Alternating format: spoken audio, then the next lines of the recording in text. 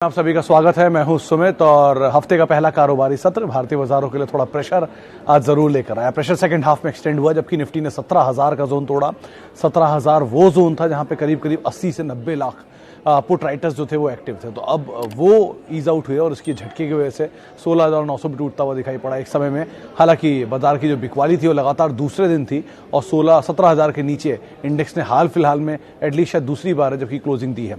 तो मार्केट्स में fall prevail कर रहा था अक्रॉस द बोर्ड, यानी कि आप निफ्टी बैंक में प्रेशर देख रहे थे, मिड कैप स्मॉल कैप में प्रेशर देख रहे थे। स्मॉल कैप हालांकि उतना ज़्यादा इंटेंसिटी से नहीं टूटा, लेकिन निफ्टी और मिड कैप में जो बिकवाली थी वो जरूर बढ़ते हुए दिखाई पड़ी। प्रेशर था आज रियल स्टेट स्पेस में, आईटी 2.5% के आसपास टूटा, जिसकी वजह से मतलब इनफैक्ट पूरा हैवी वेट्स तो टूटे ही टूटे। मिड कैप में भी एक भारी बिकवाली थी। टीसीएस, इन्फोसिस के साथ साथ अगर आप नाम डालेंगे तो L and T Infotech, L and T Tech, Mastek, Tata Elxsi, ये कुछ ऐसे नाम थे। कोफोर्ज, जहां पर आज एक सेल ऑफ आता हुआ दिखाई पड़ा।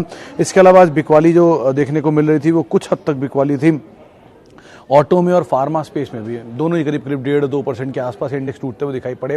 रियल स्टेट में, जिसमें Godrej property, Oberoi, India bulls real estate, DLF, कुछ ऐसे नाम थे जहां आज प्रेशर बनता हुआ दिखाई पड़ा। इसके अलावा मेटल और एफएमसीजी में भी प्रेशर था। मेटल में इनफैक्ट शॉर्ट कवरिंग थी फर्स्ट हाफ में, लेकिन सेकंड हाफ में वहां पर भी बिकवाली आते हुए दिखाई पड़ी और थोड़ी और गहराते हुए दिखाई पड़ी इनफैक्ट बिकवाली सेकंड हाफ के अंदर। जेएसडब्ल्यू स्टील जैसे शेयर जो कि फर्स्ट हाफ में थोड़ी सी रिकवरी दिखा रहे थे, शॉर्ट कवरिंग के कैंडिडेट थे, लेकिन सेकंड हाफ में वहां पर भी कुछ हद तक प्रेशर आता हुआ दिखाई पड़ा। उसके अलावा एफएमसीजी शेयरों में भी आज प्रेशर था और एफएमसीजी के इंडेक्स तो इनफैक्ट मैं पूरे साल में ही देख रहा था। पूरे साल में ही नेस्ले, डाबर, आज टाटा कंज्यूमर इंडेक्स के टॉप लूजर्स में शुमार था और ये पूरे साल में टाटा नेस्ले, डाबर जैसे स्टॉक से भी अंडर परफॉर्म किया। तो सिचुएशन थोड़ी सी वीक प्रिवेल कर रही है 2-3 वजहों से। पहले तो अंतर्राष्ट्रीय बाजार में उतनी बिकवाली नहीं है, तेजी थी वहाँ तो, लेकिन इंडियन मार्केट में ओमिक्रॉन जो नया वायरस आ रहा है उसका एक इम्पैक्ट ज़रूर देखने को मिल रहा है। उसके अलावा एफआईएस की सेलिंग का ट्रेंड जो लगातार मार्केट में बना हुआ है, पिछले पूरे महीने में एफआईएस की सेलिंग रही, इस महीने में भी एफआईएस की सेलिंग के आंकड़े आते हुए दिखाई पड़ रहे हैं, तो वो भी एक वजह है। और ओवरऑल ये बाजार में एक बड़ी तेजी के बाद थोड़ा सा ईज आउट हो रहा है, तो वो बिकवाली का दौर अभी भी मार्केट के अंदर बना हुआ है। तो सिचुएशन थोड़ी सी ईज आउट जरूर हो रही है, हाई लेवल से बिकवाली आ रही है, लेकिन ऑब्वियसली बात है कुछ अच्छे स्टॉक अच्छे दाम पर वापस रीपोजिशन हो रहे हैं, राइट साइज हो रहे हैं, तो उनके ऊपर आप नजर रखें, वहां पर अपनी रणनीति आप बना सकते हैं। आज के लिए इंडिविजुअली निफ्टी बैंक के 12 शेयरों में बिकवाली थी। निफ्टी में भी इनफैक्ट यूपीएल इकलौता सा शेयर था जो कि 0.5% ऊपर बढ़ा। बाकी सभी शेयरों में आज बिकवाली देखने को मिली। कोल इंडिया आपको टॉप लूजर दिखाई पड़ेगा, लेकिन वो एक्चुअल में है नहीं, उसमें 9 रुपये का डिविडेंड ही एडजस्ट हुआ है। उसको अगर आप हटा देंगे तो इंडसइंड बैंक टॉप लूजर था आज का, सबसे ज़्यादा बिकवाली वहाँ आते हुए दिखाई पड़ रही थी। सेंसेक्स के 30 शेयरों में आज गिरावट देखने को मिल रही थी और मोर लेस 950 अंकों के आसपास का फॉल आज सेंसेक्स के अंदर भी आता हुआ दिखाई पड़ रहा था। चलिए अब हम शुरू करेंगे सवाल जवाब का सिलसिला और बातचीत करेंगे कुछ दर्शकों के सवालों को लेकर भी। सबसे पहला सवाल जो मेरे पास आया है वो है right time to buy Asian Paints. Madhur साहब, आपके हॉराइजन पे डिपेंड करता है। 3,000 के नीचे आज शायद एशियन पेंट एक बार को मूव कर गया था, मेरे को एग्जैक्ट भाव नहीं याद, लेकिन सुबह जब मैं देख रहा था उसी के आसपास ही था। तो over a period of time accumulate करने के लिए कोई बुराई नहीं है स्टॉक को, थोड़ा समय लेगा, धीरे धीरे आउट ऑफ 100, 20, 10, 5 इस तरह के रेशियो में बांट लीजिए अपने पोर्टफोलियो को और उस तरह का एक इन्वेस्टमेंट आप करते रहिए। एसआईपी वे में इन्वेस्ट करिए, कोई दिक्कत नहीं है। अभी भी देश की नंबर 1 डेकोरेटिव पेंट स्पेस की कंपनी है, 42% मार्केट शेयर है और ना केवल ये डेकोरेटिव में है बल्कि पूरे होम सॉल्यूशंस के अंदर कंपनी अब एक्सपैंड कर चुकी है। यानी कि उनका ये टारगेट है कि घर में आप एंटर करेंगे और वहाँ से लेकर जो चीज़ें आप देखेंगे वो सब एशियन पेंट बनाएगा, जिसमें वो पर्दे, किचन, वॉल्स, फ्लोरिंग्स, इन सब में कुछ काम कर रहे हैं। तो आप पढ़िए, अच्छा मॉडल इन्होंने नया इवॉल्व किया है और अभी भी डोमिनेंस है इनका पेंट स्पेस में। तो अगर कोई फॉल मिल भी रहा है तो अच्छा है, फ़ायदा उठाइए उसका, थोड़ा आप ऐड करते रहिए, कोई दिक्कत नहीं उसमें। ओके, आगे बढ़ते हैं। एनएमडीसी में कनफ साहब एक ये डिविडेंड आया है, 9-9.5 रुपये का डिविडेंड था, शायद वो एक्स अभी तो नहीं एक्स हुआ, लेकिन हाँ वो 9 रुपये का डिविडेंड है, उसको प्ले करने के लिए आप ले सकते हैं। वैसे तो कंपनी ठीक है, लेकिन डिविडेंड ज़्यादा बढ़िया प्ले है इसके लिए। अगर आप डिविडेंड के लिहाज से कोई सरकारी कंपनी ढूंढ रहे हैं तो नाल्को, एनएमडीसी 2 पे नजर रखिएगा। कोल इंडिया भी है, लेकिन उनसे बेटर इन दोनों की यील्ड बनती है, भी नीचे आते हैं, तो इन दोनों पे आप नजर रखिए सिर्फ डिविडेंड के लिहाज से। बाकी मोमेंटम बेस के लिए तो ऑब्वियसली बात, आप तेजी मिले तो निकलने की कोशिश करिएगा सरकारी कंपनियों में हमेशा। ओके, आगे बढ़ते हैं। और IEX कपिल साहब, इसमें आज एक वो आया था सेल्स का अपडेट जो होता है, किस तरह के प्रोडक्शन के नंबर थे, किस तरह का अपडेट था, तो वो अपडेट के टाइम पर बीच में कुछ रिएक्शन जरूर आया था स्टॉक में, लेकिन अदरवाइज थोड़ा सा ढीला ही चल रहा है अभी। ऑब्वियसली बात है वो स्प्लिट वो एडजस्टमेंट हुआ है बोनस का और वो बोनस के एडजस्टमेंट के बाद जो स्टीम है वो ईज आउट हो रही है, यानी कि जो तेज़ी बोनस से पहले पकड़ी थी एक तरफा, वो थोड़ा थोड़ा संभल रहा है। संभलने दीजिए, ईज आउट होने दीजिए, स्टीम निकलने दीजिए, वापस कंसोलिडेट करेगा, कुछ समय नीचे मिलेगा, फिर आप देख सकते हैं। एक ही कंसर्न है कि इतनी बड़ी तेज़ी के बाद, एक बोनस आने के बाद इक्विटी डाइल्यूट हो गई है, तो प्रॉफिट थोड़ा सा बढ़ कर आएगा, तो ईपीएस वाइज नीचे होगा और पी वाइज थोड़ा ज़्यादा होगा।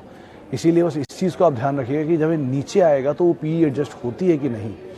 अगर वो एडजस्ट होती है तो आप ज़रूर एंटर करें, वरना थोड़ा रिस्की मामला दिखाई पड़ रहा है, क्योंकि ऑब्वियसली बात है बड़ी तेज़ी दिखा चुका है। तो बड़ी तेज़ी का तो किस लेवल तक नीचे एडजस्ट होता है उसको देखकर ही आप कोई कॉल यहाँ पर लीजिएगा। Okay, Artson engineering and B L Kashyap दोनों अवॉइड करिए पटेल साहब, चाहे आर्ट्सन भी चाहे बीएल भी। बहुत अच्छे अच्छे शेयर हैं, micro cap, mid small cap या बेटर स्मॉल कैप में जाने की बजाय आप मिड कैप के अच्छे नाम जब धुलाई में नीचे मिल ही रहे हैं तो उनको पकड़ लीजिए। क्यों एक्सपेरिमेंट करने की सोच रहे हैं इन स्टॉक के साथ? बहुत अच्छी इसी सेक्टर की बहुत अच्छी कंपनियां अवेलेबल हैं, उनको आप तलाश लीजिए। लीडर से चले जाइए, धुलाई हो ही रही है बाजार की, तो वो सेक्टर एटलीस्ट कम धुए जाएंगे, और अगर टूट भी गए तो वापस जल्दी घूम के ऊपर आ जाएंगे, प्रोबेबिलिटी ज़्यादा है उनमें।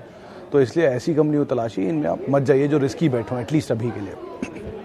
ओके, पूरा पोर्टफोलियो लाल है, क्या करें शबीर साहब? और खरीदारी करिए, अगर आपका एपेटाइट अलाउ करता है। नहीं करता तो वेट करिए, यही दो चीज़ें आप करेंगे और क्या करेंगे। बिकवाली करने का तो मतलब ही नहीं बनता। अच्छी कंपनियां हैं, नीचे मिल रही हैं तो और खरीदारी करिए। अच्छी कंपनियां हैं और आपके भाव पर हैं, वेट कर लीजिए। बुरी कंपनियां हैं तो तेज़ी का वेट करिए, निकल जाइए। और अगर आप नहीं अभी खरीद सकते तो सिर्फ बने रहिए, क्या दिक्कत है? बाजार कहीं बंद नहीं हुआ जा रहा है और यही कोई सोर्स ऑफ इनकम भी नहीं है, तो काम पे फोकस करिए। वापस थोड़े में ऊपर आ जाएगा, फिर देखेंगे क्या करना है इसमें। ओके, चलिए आगे बढ़ते हैं। IFCI 20 रुपये पर। मीनाक्षी जी, तेज़ी आज देखी थी मैंने IFCI में, अवॉइड ही करिए। कारोबार इनका कुछ खास है नहीं, इन्वेस्टमेंट की वैल्यू दिखाते हैं हमेशा, और इन्वेस्टमेंट की वैल्यू में भी वो कारोबार अलग अलग यूनिट्स के अंदर है और अलग अलग चीज़ों के अंदर है। उसमें से कितनी वैल्यू ये निकाल पाएंगे, कितना नहीं, भी कहना मुश्किल है। तो ये सीजनल स्टॉक है, एक बार ये 3 रुपये होता था, फिर 9 रुपये गया, वहाँ से 27 रुपये तक भी गया, फिर टूट के नीचे आ गया, फिर दोबारा मोमेंटम पकड़ा। तो ऐसे स्टॉक में मोमेंटम में ही आप निकलने की कोशिश करिएगा, वही सबसे अच्छा तरीका होता है। सरकारी है और अच्छी वैल्यू है, इसमें अगर तलाश के आप निवेश करना चाह रहे हैं तो अवॉइड करिए। दो बड़ी इंटरेस्टिंग चीज़ मैंने आज देखी, एक ऑयल इंडिया, EIL और वोकहार्ट, ये 3 ऐसे स्टॉक हैं जो इस पूरे साल में बिल्कुल चले ही नहीं हैं। तो इस तरह की 2 सरकारी कंपनियां जिनमें, तो ज़रा ध्यान संभल कर ट्रेड करिएगा इन्वेस्टमेंट के नाम पर। यानी कि अगर उन कंपनियों की इन्वेस्टमेंट वैल्यू बहुत है, इस चीज़ को देखकर आप इन्वेस्ट कर रहे हैं तो अभी के लिए एटलीस्ट अवॉइड करिए। 20 ईयर के लिए कौन से स्टॉक अच्छे हैं? दास साहब, इसमें बहुत ही सिंपल सवाल का जवाब है। मतलब देखिए, बाजार तो कोई नहीं जानता आगे कैसे काम करेगा, अगले 20 साल कैसे होने वाले हमें भी नहीं पता, कोई भी नहीं जानता। हम सिर्फ इतना समझ सकते हैं कि जो कंपनी पिछले 20 साल में लगातार 20% 30% की ग्रोथ देती आ रही है प्रॉफिट में, वो आगे भी ग्रो करेगी। तो अब तक जो उसके लीडर रहे हैं, जैसे कि Asian Paint, Pidilite, HDFC bank and limited, TCS, Infosys, HUL, या मिड कैप में भी कुछ नाम हैं जैसे कजारिया है, ये वो कुछ कंपनियां जो कि पिछले कई सालों में अपनी ग्रोथ को मेंटेन करे हुए हैं और उसी को ही वो ट्रेजेक्ट्री को बरकरार रखे हुए हैं। तो उन्हीं कंपनियों को आप देखिए, उन्हीं में एंटर कर जाइए अगले 20 साल के लिए भी। लेकिन अब 20 साल के लिए कोई भी स्टॉक को अगर आप चुनते हैं, कोई भी XYZ, तो ये ध्यान रखिएगा कि हर 1 साल, 2 साल, 3 साल, 5 साल में उनकी सिचुएशंस को आप ज़रूर रिव्यू करते रहिए, क्योंकि सिचुएशन हर मिनट बदलती है। तो 5 साल इसलिए बोल रहा हूँ कि एक लंबा समय आपने दे दिया, उसके बाद अगर बदल रही है तो फिर कोई फ़र्क नहीं पड़ता इतना उनमें। लेकिन अगर हर मिनट ही उनकी सिचुएशन बदल रही है तो बात अलग है। अब मिसाल के तौर पर बहुत सारी कंपनियां हैं जो 20 साल पहले हीरो थे, आज नहीं है। तो ऐसे मतलब यूनिटेक जैसी कंपनियां भी हैं जो 20 साल पहले निफ्टी का हिस्सा होते थे, या सुजलॉन निफ्टी का हिस्सा होते थे, आज नहीं है। BHEL निफ्टी का हिस्सा होता था, आज नहीं है। तो सिचुएशन कोई एक दिन में नहीं पलटती है, हमें पता है एक दिन में चलती है, पलट तो धीरे धीरे रही होती है।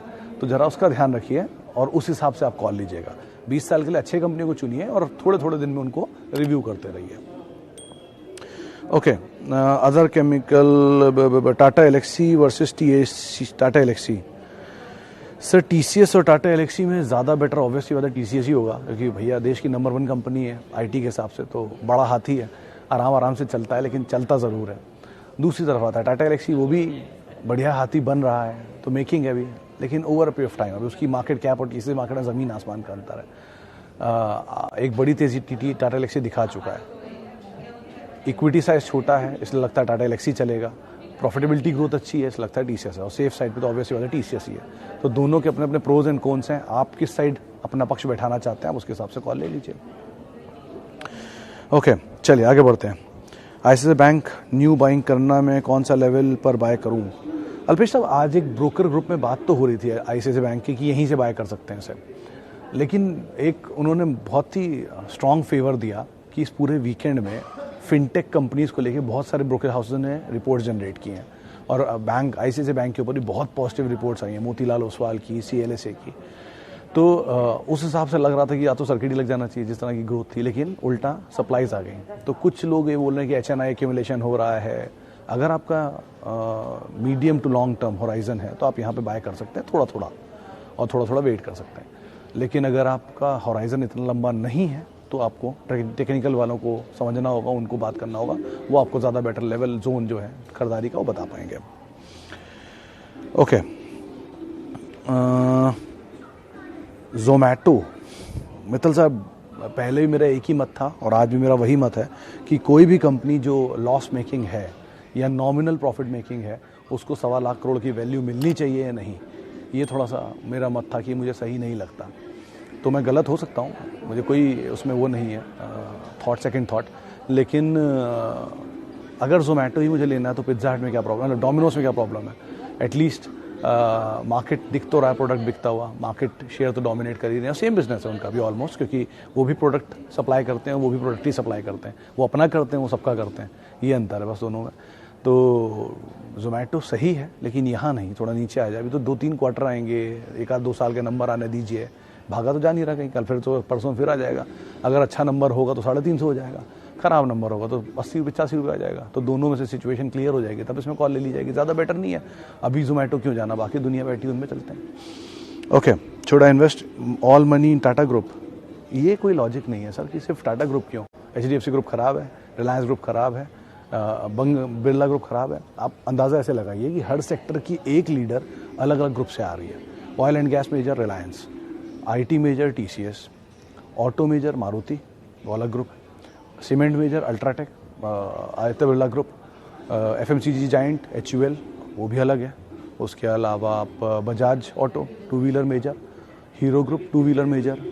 तो हर ग्रुप से एक अलग कंपनी आ ही रही है, तो ऐसा कुछ ज़रूरी थोड़ी ना कि एक ही ग्रुप में सारा पैसा डालना ठीक है।